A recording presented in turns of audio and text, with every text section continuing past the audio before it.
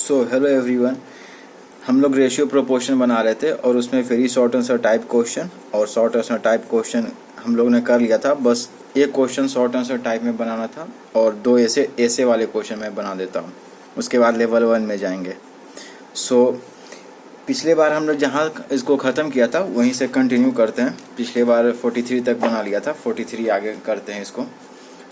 ये थोड़ा सा अच्छा क्वेश्चन है। इसमें कंपोनेंटो एंड डिविडेंडो का यूज़ हो रहा है, जो कि बहुत ही बेसिक और बहुत ही इंपॉर्टेंट कंसेप्ट इस पूरे चैप्टर का। अगर मुझसे पूछा जाए कि सबसे इम्पोर्टेंट कंसेप्ट क्या था तो वो यही है, कंपोनेंटो एंड डिविडेंडो। बाकी सब उसके नीचे है लेकिन। Write the result after applying componendo and dividendo to 3a² + 2b² ratio है ये 3a² - 2b²। Proportional 3c² + 2d² ratio 3c² - 2d²। इसको ऐसे भी पढ़ते हैं 3a² + 2b² is to 3a² - 2b² is as, ठीक है, is as to 3c² + 2d² is to 3c² - 2। मतलब ये और कुछ नहीं लिखा हुआ है, 3a² + 2b² अपॉन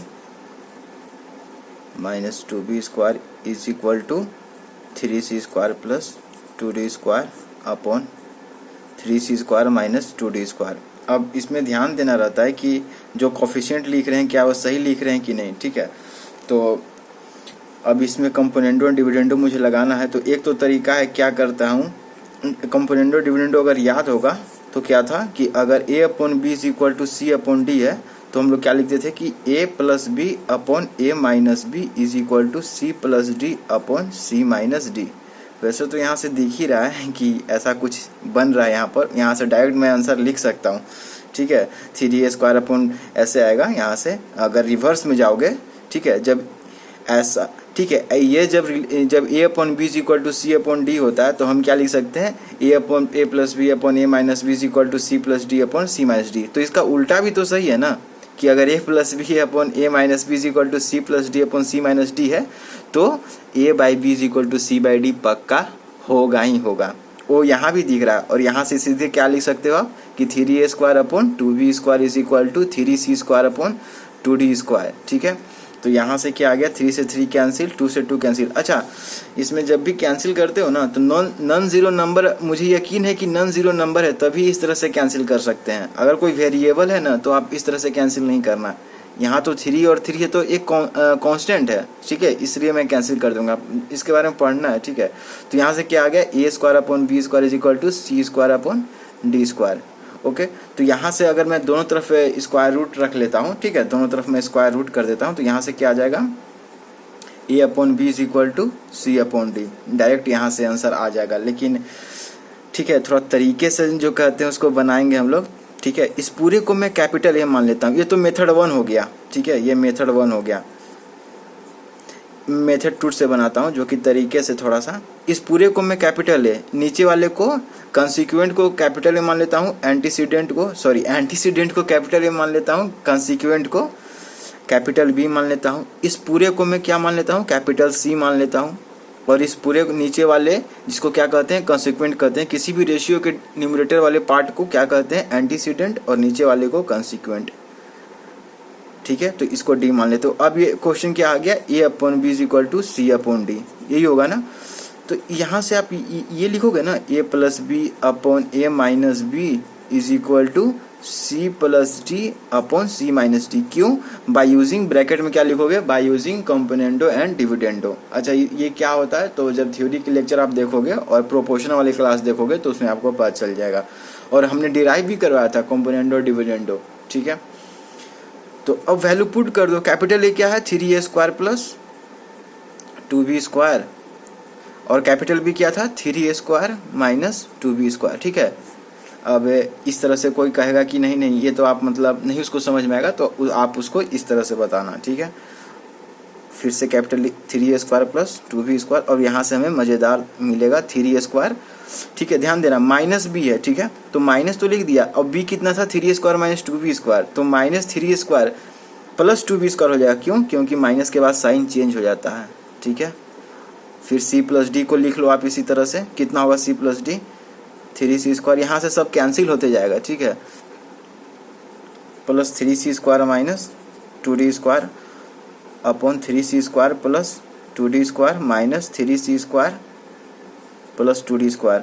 तो यहाँ से माइनस 3c² प्लस 3c², ठीक है, plus 2d² minus 2d² minus 2b² plus 2b² minus 3a² plus 3a²। तो यहाँ से क्या बचा 6a² upon 4b² is equal to 6c² upon 4d², यही बचा ना।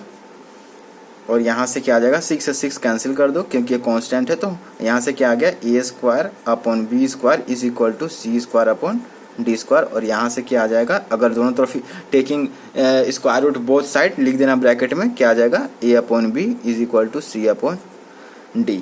तो प्रूफ हो गया। यहाँ से राइट द रिजल्ट है, तो यही हमारा रिजल्ट है, ठीक है। क्या लिखा था, क्वेश्चन क्या पूछ रहा था, right the result after applying componendo and dividendo.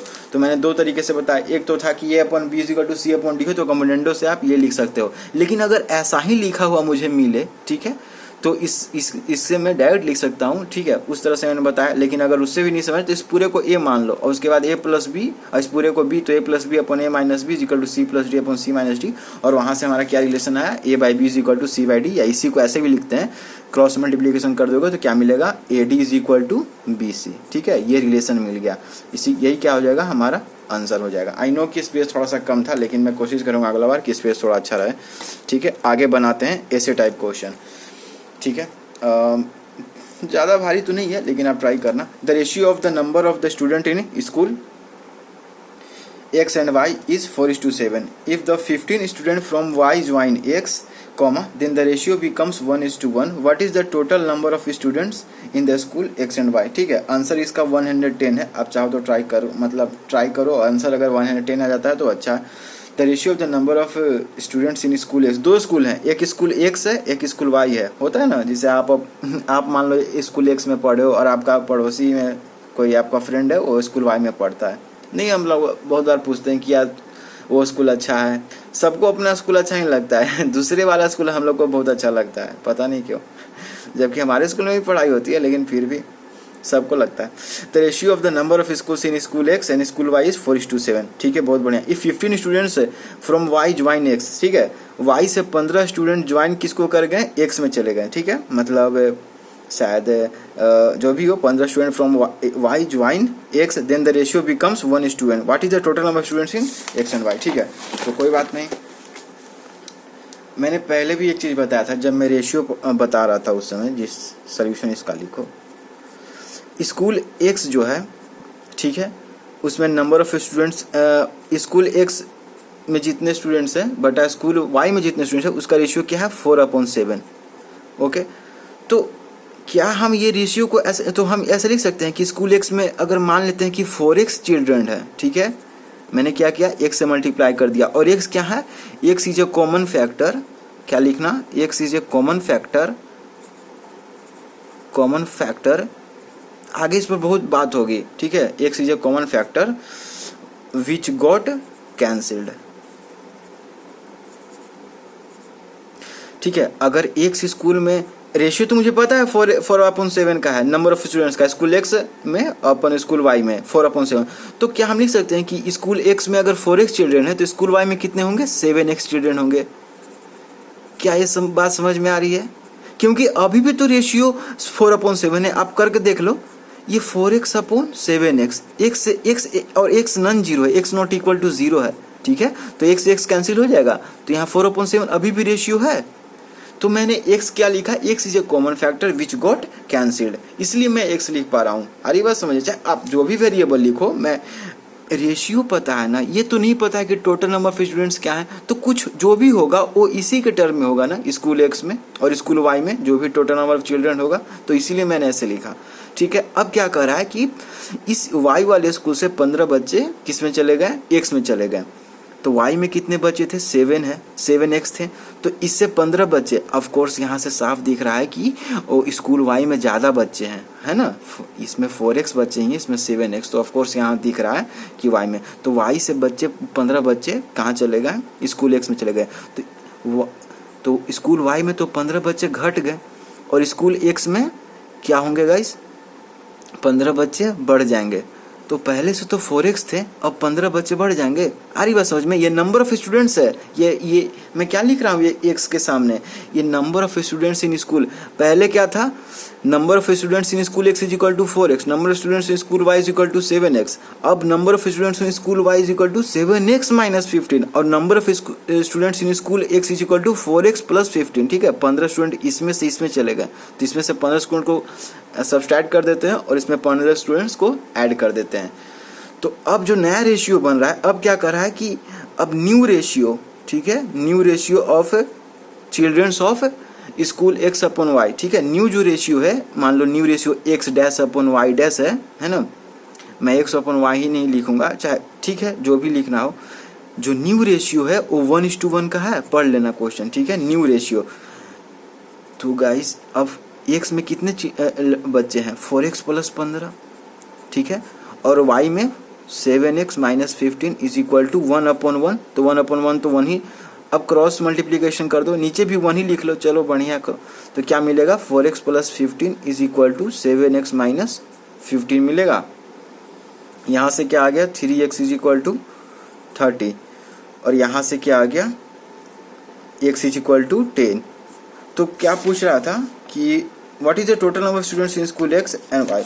तो x इज इक्वल टू 10, तो हमारा वो जो कॉमन फैक्टर है जो हमने मल्टीप्लाई किया था दोनों में, दोनों के जो रेशियो थे, ठीक है, वो हमारा 10 आ गया। ये कुछ भी आ सकता है अलग अलग, जैसे कि अगर रेशियो यहाँ 1:1 है, देखिए 1:2 दे देता, ठीक है, 1:3 दे देता, ओके, तो x का वैल्यू कुछ और आता।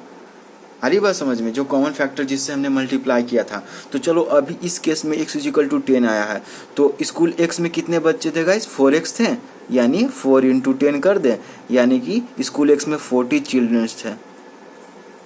ठीक है, और स्कूल y में कितने थे, 7x, 7 × 10 कर दें तो ये क्या हो जाएगा, 70 चिल्ड्रंस। आ रही बात समझ में? तो स्कूल x में 40 बच्चे, स्कूल y में 70 बच्चे। कैसे, क्योंकि 4x मैंने माना था ना, और अंत में x का वैल्यू आ गया 10। तो टोटल बच्चे कितने हो गए, टोटल पूछ रहा है, तो x प्लस y कितना हो जाएगा गाइस, 40 प्लस 70 चिल्ड्रंस, यानी 110। ये ऐसे टाइप क्वेश्चन था। ठीक है, total number of childrens equal to 110, ये हमारा आंसर है। ये क्या है, 110 हमारा आंसर है। ठीक है, दोनों को ऐड कर दिए। सो आई होप, अगर आपने नहीं समझा तो फिर से आप इसको मैंने कैसे x माना, ठीक है, आप इसको जो कुछ भी लिख सकते हैं, मतलब कि a b c d जो भी हो, मैंने मान लिया कि वो कॉमन फैक्टर, मुझे नहीं पता था कि ये 10 ही होता। ठीक है, मुझे पता था कि ये 10 ही आता, तो मैं 10 से ही मल्टीप्लाई कर देता। ठीक है, वैसे अगर बहुत ज़्यादा, अगर मतलब कभी कभी जिनका दिमाग फास्ट काम करता है उनको समझ में आ गया था कि 10 होगा, हालांकि उतना आसान नहीं है, लेकिन इसलिए हमने माना। ठीक है, बाद में मुझे पता चला कि ये 10 है। ठीक है, और ये तो बहुत थोड़ा अच्छा क्वेश्चन है, आप इसको जरूर ट्राई करना। ठीक है, तो चलो इसको बनाते हैं 48 क्वेश्चन नंबर। दरअसल पोलिनोमियल्स में जो हमने पढ़ा था उसका भी इसमें यूज़ है। ठीक है, पोलिनोमियल्स में जो हमने पढ़ा था उसका यूज़ है। If x upon 2a minus 3b is equal to y upon 3b minus 4c is equal to z upon 4c minus 2a, comma, then find the value of x cube plus Y cube plus Z cube. अच्छा, क्या आपको वो एक formula याद था, मतलब शायद हमने डिराइव भी किया था शायद पोलिनोमियल्स पढ़ाते समय। पोलिनोमियल्स अगर नहीं देखा तो जाके एक प्लेलिस्ट बना हुआ है, आप जाकर देख सकते हो। ऐसे कई चैप्टर्स के प्लेलिस्ट बनाए हुए हैं, आप जाके चेकआउट करना चैनल पे जाके। आपने पढ़ा था कि x cube plus Y cube plus Z cube minus 3xyz is equal to a plus B plus C into A square plus B square plus C square minus A B minus B C minus C, ये होता है। ये पढ़ा था, या इसी को ऐसे भी लिखते थे 1/2 into A plus B plus C into A minus B का whole square plus B minus C का whole square plus C minus A का होल स्क्वायर। ठीक है, ऐसे भी इसको लिखते थे, मतलब ये साइड में लिख दो। ठीक है, इसका मैं डायरेक्ट यूज करने जा रहा हूँ इस प्रॉब्लम में। आ रही बात समझ में? चलो, तो ये दिया हुआ है x अपॉन 2a, तो हमको क्या फाइंड करना है, X cube plus Y cube plus Z cube. ठीक है, चलो कोई बात नहीं। हम क्या करते हैं कि x upon 2a minus 3b is equal to Y upon 3b minus 4c is equal to Z upon 4c minus 2a। मान ये तीनों का रेशियो आपस में बराबर है, मान लेते हैं कि जिसके बराबर है वो k के बराबर है, कुछ तो रेशियो आएगा इन तीनों का। मान लो इसका रेशियो k है तो ये भी तो k होना चाहिए, ये भी k होना चाहिए।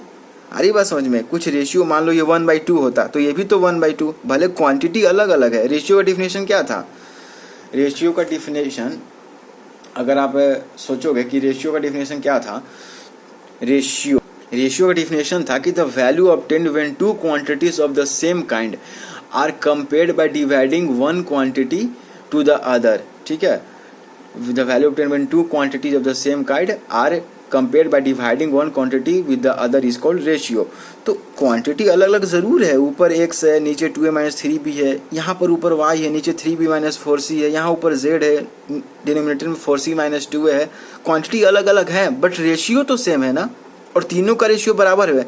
और मैं मान लेता हूँ कि वो जो रेशियो आ रहा है वो k के बराबर है। ठीक है, तीनों का रेशियो k के बराबर है। तो यहाँ से क्या मिलेगा हमें, x इज इक्वल टू, पहले इसको इक्वेट करते हैं, x is equal to k times 2a minus 3b। ठीक है, y इज इक्वल टू क्या आ जाएगा, k times 3b minus 4c, और z इज इक्वल टू क्या आ जाएगा, k times 4c minus 2a। आ रही बात समझ में? यहाँ से मैंने एक बार इसको लिया, फिर एक बार इन दोनों को लिया, क्रॉस मल्टीप्लिकेशन किया। आ रही बात समझे y, और फिर एक बार z is equal to 4c minus 2 is equal to, ये तो समझ में आ रहा होगा ना। अलग अलग पिछले बार भी कई बार बता चुका हूँ मैं। तो यहाँ से हम क्या करते हैं कि जो भी X cube plus Y cube plus Z cube कहा जा रहा है निकालने के लिए, यही कहा जा रहा है ना। ठीक है, वो तो निकाल लूँगा। अगर आप सोचोगे कि चलो यहीं से मैं क्या करता हूँ, दोनों तरफ क्यूब कर देता हूँ। ठीक है, तो यहाँ से एक्स क्यूब निकल जाएगा और यहाँ से a माइनस बी का होल क्यूब हो जाएगा, और यहाँ से a माइनस बी का होल क्यूब हो जाएगा, या जो भी हो।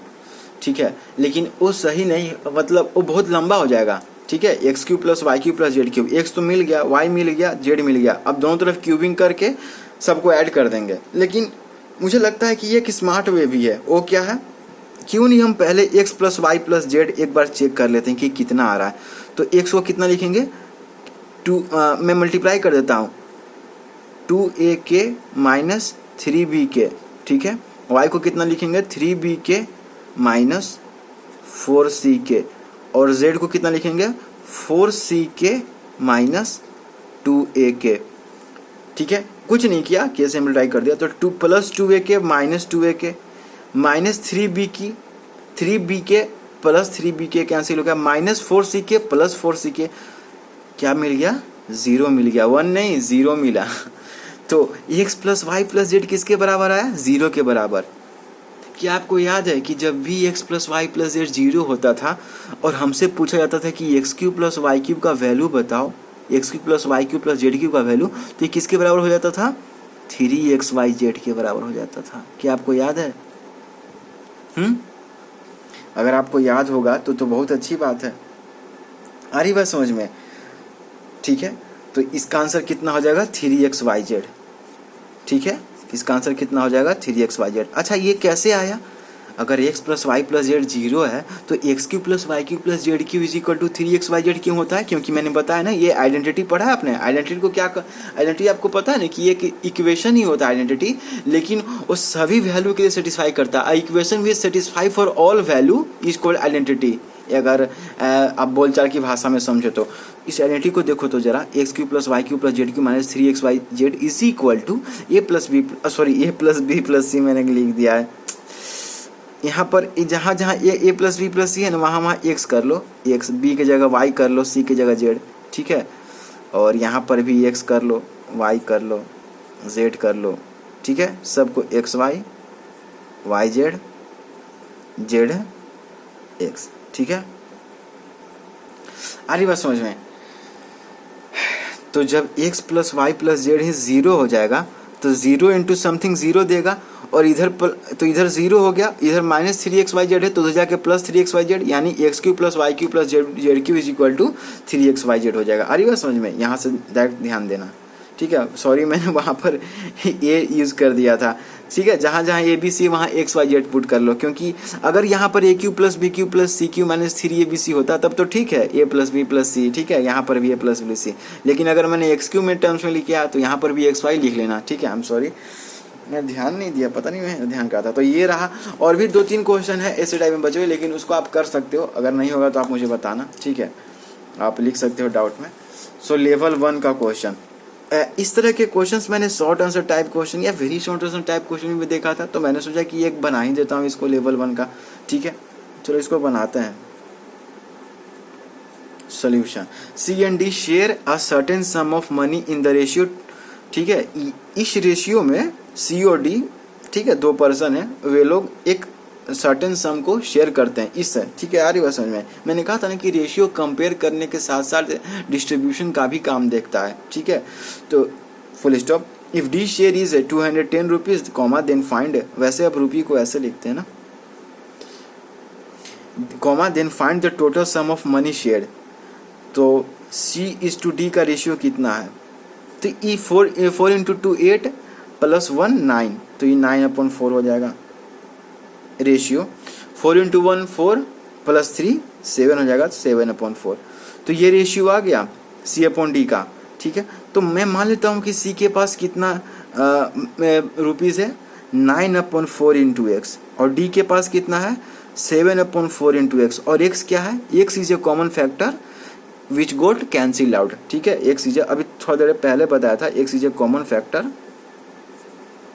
विच गोट, यहाँ पर लिखना जरूरी तो नहीं है बट फिर भी समझने के लिए, कॉमन फैक्टर, और जो भी सिचुएशन देता है उसके ऊपर एक्स का वैल्यू डिपेंड करता है। जो भी सिचुएशन देगा, अगर सम ऑफ मनी 210 ना होकर कुछ और होता तो एक्स का वैल्यू कुछ और आएगा। अरे बात समझ में, मान लो डी का शेयर 210 नहीं है, कुछ और है, तो एक्स का वैल्यू कुछ और आएगा। अभी 210 है तो कुछ आएगा, ठीक, आ रही बात समझ में। So X which is a common factor which got cancelled out, which got cancelled out.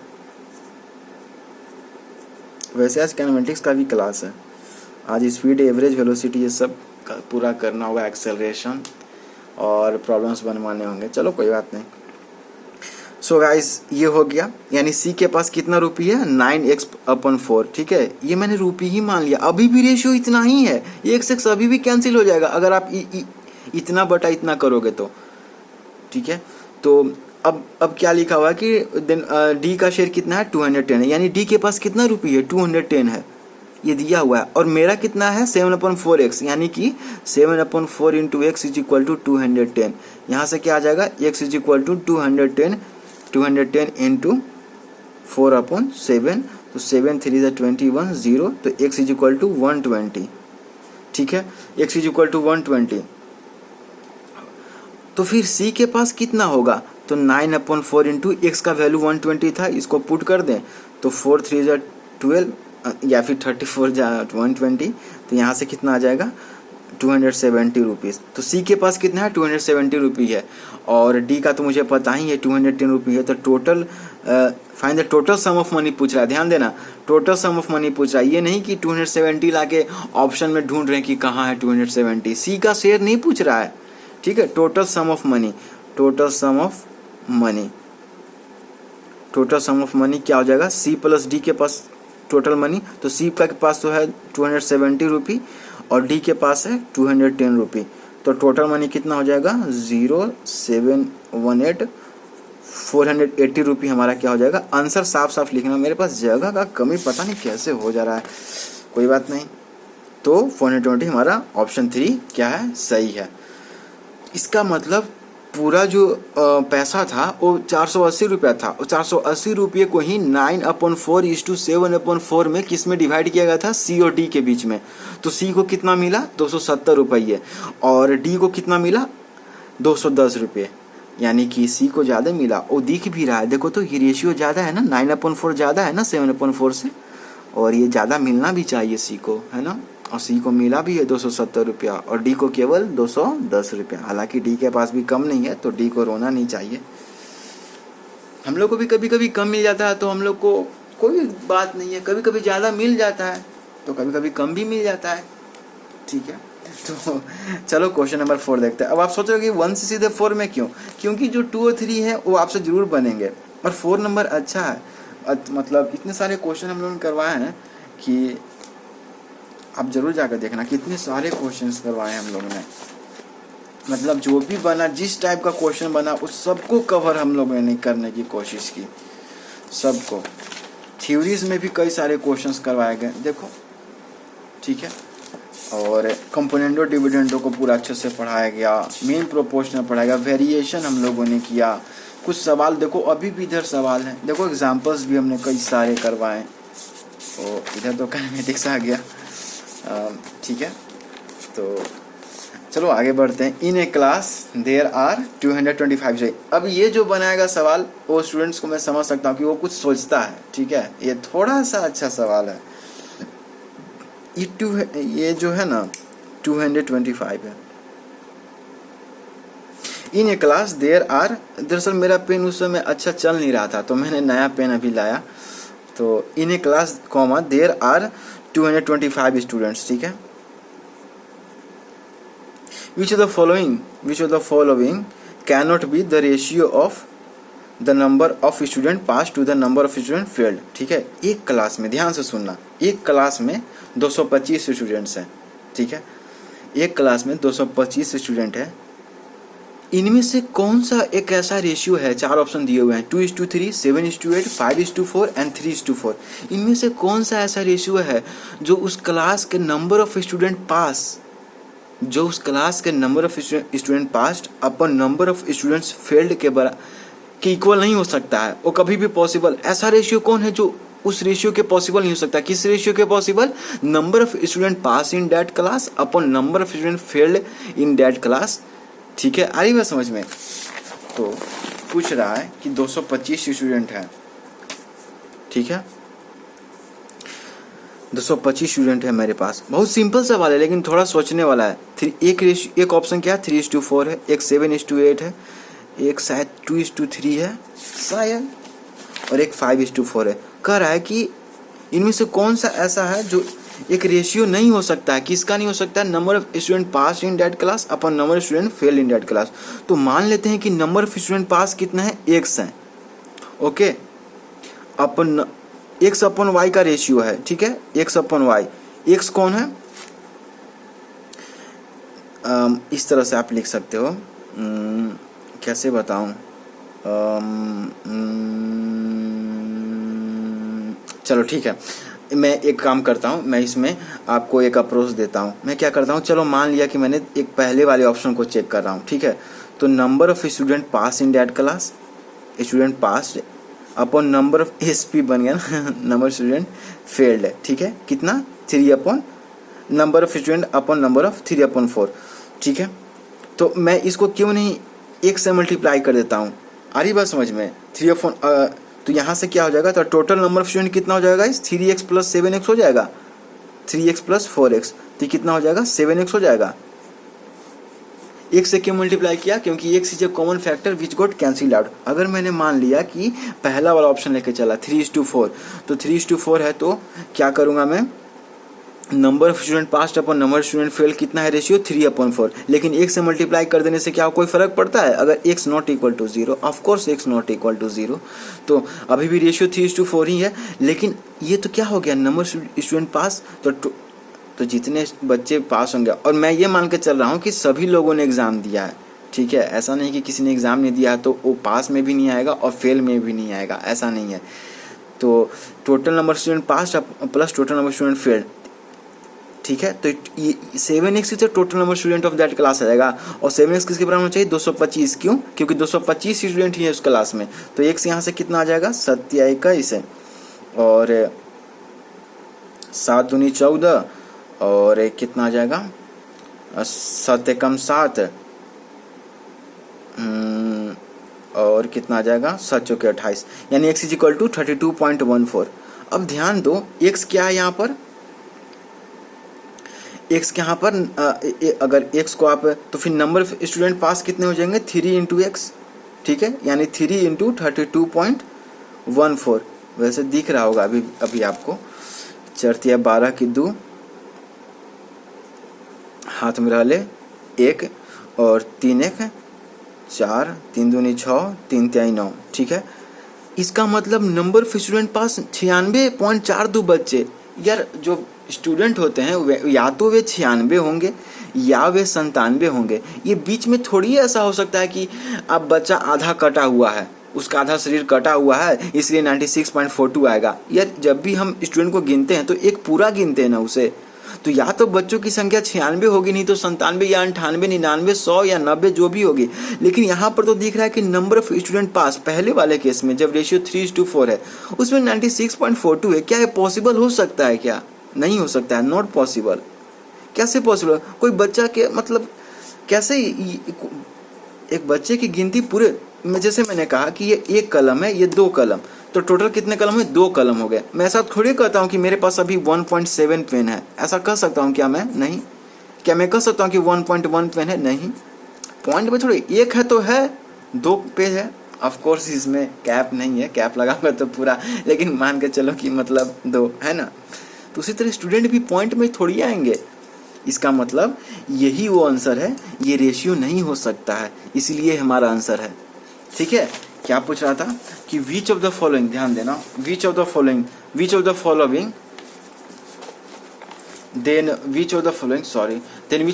Cannot be the ratio of number of student pass to the number of student fail. तो इसका मतलब 3:4 ही होगा हमारा आंसर। ठीक है। विच of the following cannot be the ratio. बाकी सबको check कर, अच्छा बाकी सब क्यों होंगे इसको मैं बता देता हूँ। बाकी सब क्यों होंगे, देखो 7:8 है तो मैं डायरेक्ट कर रहा हूँ 7x + 8x is equal to कितना हो जाएगा 15x, और 15x इज इक्वल टू 225 करोगे तो यहाँ से x इज इक्वल टू आपको आ जाएगा 15 आ जाएगा। देख रहे हो x का वैल्यू एक इंटीजर आ रहा है, यहाँ पर इंटीजर आ रहा है x का वैल्यू, लेकिन यहाँ पर एक नॉन इंटीजर आ रहा है। ठीक है। यहाँ पर x का वैल्यू एक इंटीजर आ रहा है, यहाँ पर एक नॉन इंटीजर आ रहा है। ठीक है। तो ये ऑप्शन तो सही है कि ऐसा रेशियो हो सकता है। कौन? 7:8 हो सकता है, ये हो सकता है। 2:3 को देखते हो तो 2x + 3x, ठीक है, ये total number student pass plus total number failed, तो ये 15x, तो 5x is equal to 15x, sorry 15x 15 केवल होगा, तो x इज इक्वल टू 3। ये भी इंटीजर आ रहा है, इंटीजर आना चाहिए, यहाँ नॉन इंटीजर आ रहा है, देख रहे हो ये नॉन इंटीजर है 32.14, इसीलिए ये 3:4 रेशियो नहीं हो सकता। किसका नहीं हो सकता? Number of student pass in that class upon number of student failed in that class. तो ये चीज़। अच्छा अब इससे और क्या है हमारे पास? रेशियो 5:4 का चेक कर लेते हैं। तो यानी 5x + 4x is equal to, ये क्या लिख रहा हूँ मैं 225, मेरा दिमाग कहाँ है, फिर भी इंटीजर ही आएगा। x इज इक्वल टू 5 के 20 है, 5 5 25, ठीक है, ये भी इंटीजर आ रहा है। 5x + 4x क्या हो जाएगा? सॉरी 225, तो 9x इज इक्वल टू क्या हो जाएगा? 225, तो x इज इक्वल टू क्या हो जाएगा? 9 दूनी 18, 9 5 45, ये भी इंटीजर आ जा रहा है। तो बाकी रेशियो बिल्कुल सही है, ऐसा रेशियो हो सकता है। आ रही बात समझ में? 225 जब भी अब तो अगर लेकिन क्लास में नंबर स्टूडेंट 225 ने देखे कुछ और दे देता, ठीक है, 240 दे देता या कुछ, तब उस मामले में हमको अलग से चेक करना पड़ता। उस समय रेशियो हमको अलग चेक करना कि कौन सा रेशियो हो सकता है, कौन सा रेशियो नहीं हो सकता है। लेकिन अभी तो 2:5 टोटल नंबर स्टूडेंट है, तो उस समय मैंने चेक किया तो पता चला कि 7:8 रेशियो हो सकता है, 2:3 रेशियो हो सकता है, 5:4 रेशियो होता है, 3:4 रेशियो नहीं हो सकता है। और भी कई रेशियो हैं जो नहीं हो सकते हैं, लेकिन हमें तो ऑप्शन से चलना है ना, तो ऑप्शन में ये ऐसा रेशियो दिया हुआ है जो नहीं हो सकता है। ठीक है। तो ये क्वेश्चन तो समझने वाला था एंड आई होप कि आपको समझ में आया होगा। और लेवल 1 के केवल 2 ही क्वेश्चन करवाएं, 1 2 3 4 5 ही क्वेश्चन करवाएं, 33 मिनट हो गया। फिर अगली बार मैं 1 2 3 4 5 6 7 8 9 10 क्वेश्चन करवाऊंगा मैं डायरेक्ट। ठीक है। So thank you so much guys for watching this, have a great day ahead. अगला लेक्चर काइनेमेटिक्स का आएगा, आप उसको जरूर देखना। So thank you so much.